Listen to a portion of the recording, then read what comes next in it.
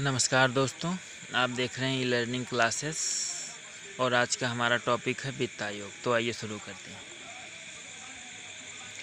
भारत के संविधान में अनुच्छेद 280 के अंतर्गत अर्धन्यायिक निकाय के रूप में वित्त आयोग की व्यवस्था की गई है।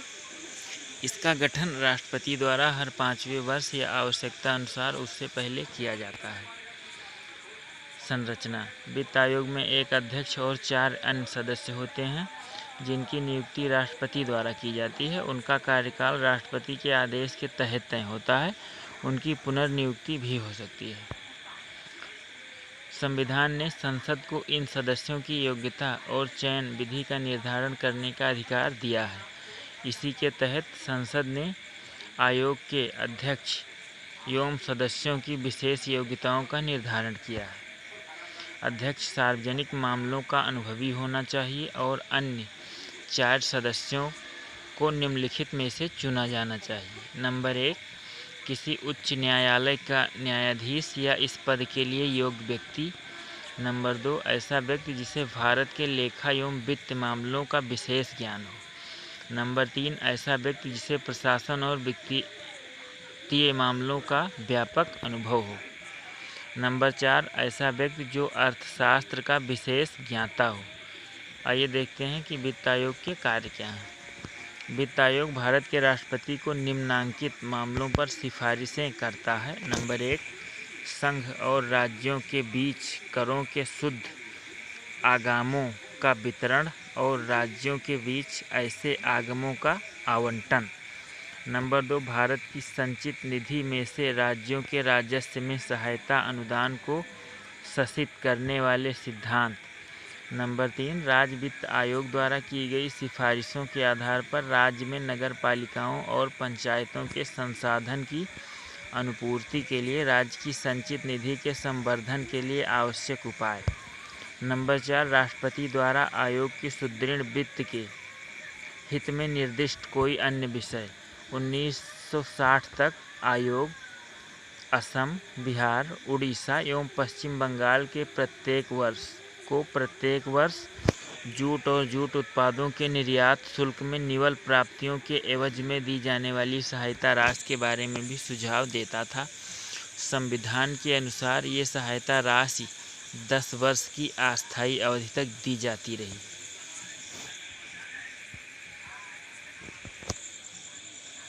आयोग अपनी रिपोर्ट राष्ट्रपति को सौंपता है, जो इसे संसद के दोनों सदनों में रखता है। रिपोर्ट के साथ उसका आंकलन संबंधी ज्ञापन एवं इस संबंध में उठाए जा सकने वाले कदमों के बारे में विवरण भी रखा जाता है। सलाहकारी भूमिका: यह स्पष्ट करना आवश्यक होगा कि वित्त आयोग की सिफारिशों की प्रकृति सलाहकारी होती है और इनको मानने के लिए सरकार बाध्य नहीं होती। यह केंद्र सरकार पर निर्भर करता है कि वो राज्य सरकारों को दी जाने वाली सहायता के संबंध में आयोग की सिफारिशों को लागू करे। इसे दूसरे शब्दों में भी व्यक्त किया जा सकता है। संविधान में ये नहीं बताया गया है कि आयोग की सिफारिशों के प्रति भारत सरकार बाध्य होगी और आयोग द्वारा की गई सिफारिशों के आधार पर राज्यों द्वारा प्राप्त धन को लाभकारी मामलों में लगाने का उसे विधिक अधिकार होगा। इस संबंध में डॉक्टर पी.बी. राजमन्ना, चौथे वित्त आयोग के अध्यक्ष, ने ठीक कहा है कि चूंकि वित्त आयोग एक संवैधानिक निकाय है जो अर्धन्यायिक कार्य करता है तथा इसकी सलाह को भारत सरकार तब तक मानने के लिए बाध्य नहीं है जब तक कि कोई बाध्यकारी कारण ना हो। भारत के संविधान में इस बात की परिकल्पना की गई है कि वित्त आयोग भारत में राजकोषीय संघवाद के संतुलन की भूमिका निभाएगा। यद्यपि पूर्ववर्ती योजना आयोग गैर सांविधानिक और गैर सांविधिक निकाय के प्रादुर्भाव के साथ केंद्र राज्य वित्तीय संबंधों में इसकी भूमिका में कमी आई है। चौथे वित्त आयोग के अध्यक्ष डॉक्टर पी.बी. राजमन्ना ने संघीय राजकोषीय अंतरणों में पूर्ववर्ती योजना आयोग एवं वित्त आयोग के बीच कार्यों एवं उत्तरदायित्वों की अतिव्याप्ति को बताया है।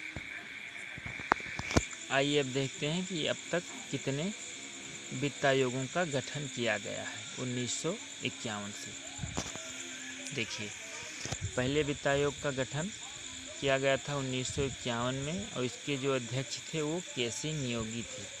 इनका जो पूरा नाम है वो है क्षितिज चंद्र नियोगी। बात करें द्वितीय वित्त आयोग की, तो इसका गठन 1956 में हुआ था। इसके अध्यक्ष थे के संथानम। तृतीय वित्त आयोग का गठन 1960 में हुआ था। इसके अध्यक्ष थे ए.के. चंदा। चतुर्थ वित्त आयोग का गठन 1964 में हुआ था। इसके अध्यक्ष थे डॉक्टर पी.वी. राजमन्नार। पंचम वित्त आयोग का गठन 1968 में हुआ था। इसके अध्यक्ष थे महावीर त्यागी। छठवें वित्त आयोग का गठन 1972 में हुआ। इसके अध्यक्ष थे ब्रह्मानंद रेड्डी। सातवां वित्त आयोग का गठन 1977 में हुआ।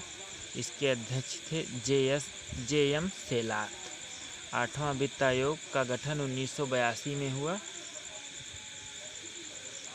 जिसके अध्यक्ष थे वाई.बे. चौहान।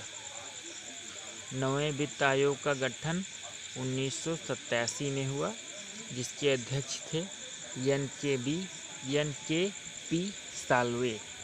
10वां वित्त आयोग 1992 में गठित हुआ। इसके अध्यक्ष थे के.सी. पंत।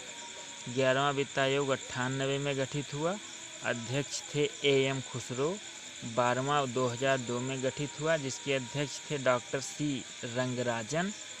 13वां वित्त आयोग 2007 में गठित हुआ। इसके अध्यक्ष थे डॉक्टर विजय केलकर। और 14वां वित्त आयोग 2013 में गठित हुआ था, जिसके अध्यक्ष वाई.बे. रेड्डी थे। तो ये था आज का हमारा वीडियो। उम्मीद करता हूँ आप लोगों को मदद करेगा। ऑल द बेस्ट एंड जय हिंद।